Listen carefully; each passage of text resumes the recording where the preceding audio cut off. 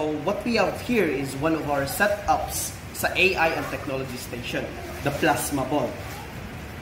Inside this ball are gases, noble gases specifically. Now, as electricity flows through them, through the high voltage electrode in the middle, these gases get excited because their electric energy increases.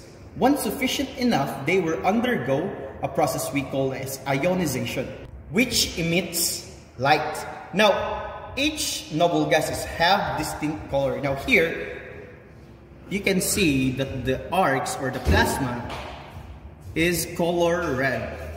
So the noble gases here is actually argon.